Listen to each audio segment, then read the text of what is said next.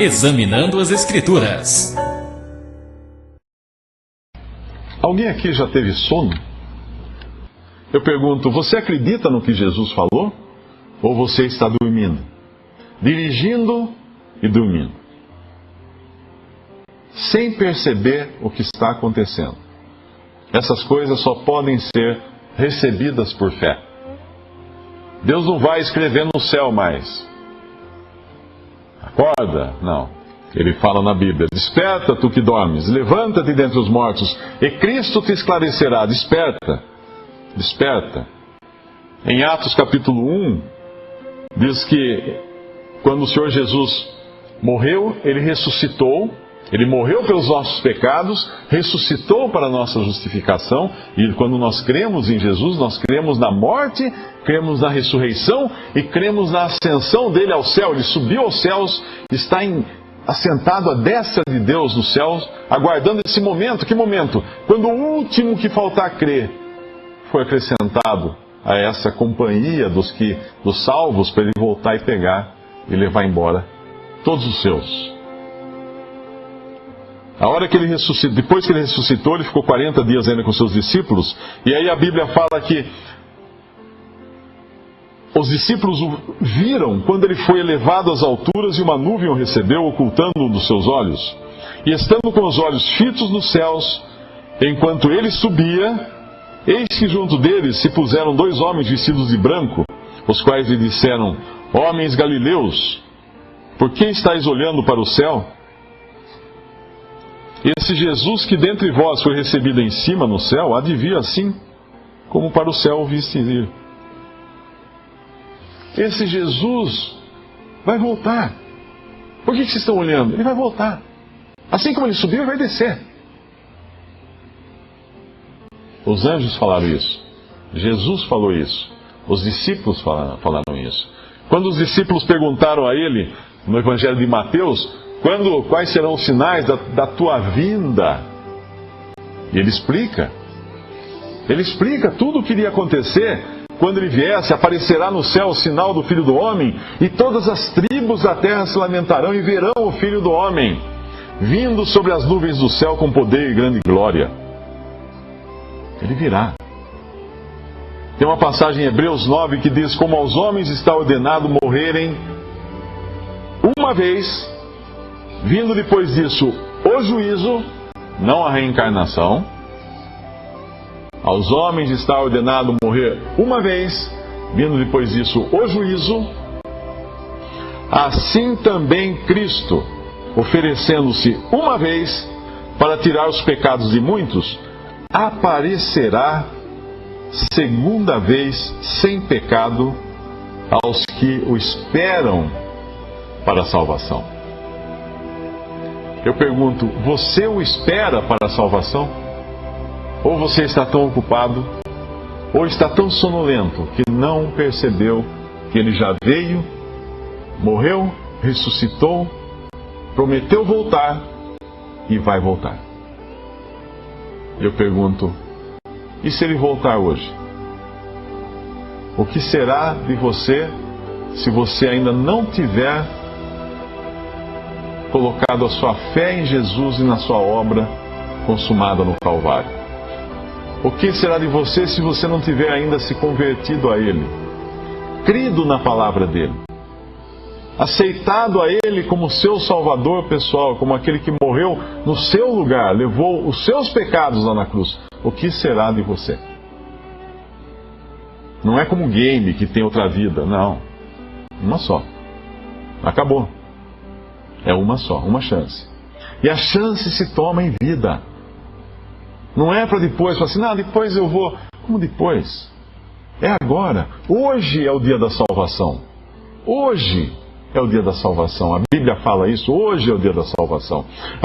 As últimas palavras da Bíblia, as últimas palavras, você encontra em Apocalipse. E quais seriam as últimas palavras? Qual seria a última coisa que Cristo teria falado ao encerrar a Bíblia no livro de Apocalipse? O que será que ele falou? Olha, melhorem o mundo, procurem melhorar, fazer um mundo bonito, transformem o mundo num lugar melhor para se viver, cuidem do planeta Terra, alguma coisa assim. Não que seja errado cuidar do planeta Terra, tudo certo. Mas quais foram as últimas palavras dele na Bíblia? O último capítulo de Apocalipse, o capítulo 22, no penúltimo versículo, praticamente é o que encerra: aquele que testifica estas coisas, Apocalipse 22, versículo 20, ele diz: aquele que testifica, que atesta essas coisas, diz: certamente cedo venho. E a resposta de um coração que realmente crê em Jesus é: ora vem, Senhor Jesus. Ora vem, Senhor Jesus. Mas eu preciso ainda fazer uns investimentos lá na África. Eu preciso esperar minhas ações subirem. Ora vem, Senhor Jesus. Mas eu tenho que casar ainda. Eu estava fazendo planos para casar. Ora vem, Senhor Jesus. Mas eu preciso terminar aquele curso. Ora vem, Senhor Jesus. Será que é esse o eco? Quando ele fala, cedo venho. Certamente, absolutamente certo de que cedo venho. Qual é a resposta do seu coração? Ora vem, Senhor Jesus. Ou você tem medo que ele venha? Por que tem medo? Por causa dos seus pecados? Então você não é salvo. Você ainda não depositou a sua fé em Cristo, porque no momento que você crer nele como seu Salvador, todos os seus pecados serão perdoados. Essa é a promessa. Ele prometeu que o sangue dele nos purifica de todos os nossos pecados. Se confessarmos o sangue dele, vá a Cristo. Fale com ele, confesse a ele que você é um pecador, que você precisa ser salvo, que você precisa da salvação. Todos os seus planos não vão fazer sentido algum se você sair daqui para ir para a perdição eterna. Porque não tem outra chance. Não existe juízo final para decidir quem vai ser salvo. Não é assim que funciona. Você é salvo aqui. O juízo final é para lavrar a sentença dos perdidos. No juízo final ninguém é salvo. Os salvos saem antes do juízo final. O juízo não é nenhum julgamento, é para lavrar a sentença. Vão se abrir os livros com que os que não foram salvos fizeram, e falar assim: olha, essa é a sua vida, você fez tudo isso. Você vai para o lago de fogo. Essa vai ser a sentença, o juízo final. Os salvos são salvos antes. E tem no seu coração esse brado, esse desejo: ora vem, Senhor Jesus. Ora vem. Eu não vejo a hora que o Senhor venha. Volte para nos buscar daqui. Esse é o desejo de um verdadeiro salvo. Examine o seu coração. Você tem esse desejo? Ou você tem os pecados ainda que você está tentando melhorar, fazer caridade, ajudar o próximo? Não é por aí que se resolve o problema dos pecados, porque os pecados foram todos lá na cruz, lançados sobre ele, se você creu nele. A salvação não é por boas obras, não é por caridade, não é por obras de justiça que nós fazemos, mas pela única obra que Cristo fez na cruz. Essa nos dá a salvação. Só essa. Cedo venho, ele fala, certamente cedo venho. Você acredita nas palavras dele? Imagina você encontrar com ele na rua: certamente cedo eu venho, viu? O que eu ia dizer? Ah, tá bom, né? Ele falou, né? Você imagina, não é assim também que vem, então. Gente, é ele. A Bíblia é a palavra de Deus. Cristo falando, certamente cedo venho. O que você vai responder para ele? Ah, Senhor, não esperava que o Senhor viesse tão rápido. O Senhor falou que vinha, né? Mas a gente nunca espera que venha mesmo, né? Não é assim que... Não vai ter desculpa. Não vai ter como sair dessa. E ele oferece agora. Veja que antes, naquela passagem, as religiões têm mandamentos, têm regras, têm isso, para a consciência pensar: eu cumpri a listinha de regras, então eu estou bem com Deus. Mas Deus fala: esse povo me honra com os lábios, seu coração está longe de mim. Mas se com a tua boca confessares a Jesus como o Senhor, em teu coração creres que Deus o ressuscitou dentre os mortos, serás salvo. Você já confessou que Jesus é seu Senhor, seu dono? Você já creu com o seu coração? Que Deus o ressuscitou, por quê? Porque a obra dele foi completa para salvar você. Queria terminar lendo uma passagem em 2 Pedro.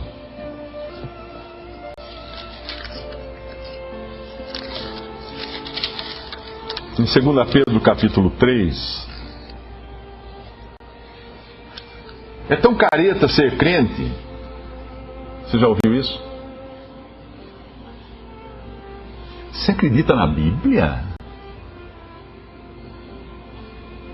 Uma vez me escreveram: como pessoas inteligentes podem acreditar na Bíblia?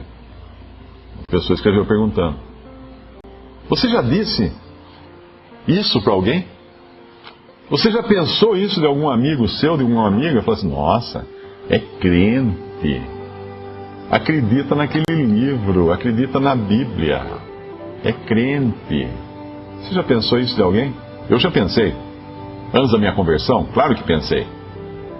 A pessoa que pregou o evangelho para mim, o rapaz que pregou o evangelho para mim na faculdade, falou assim: esse cara tá com nada, imagina as coisas que ele acredita.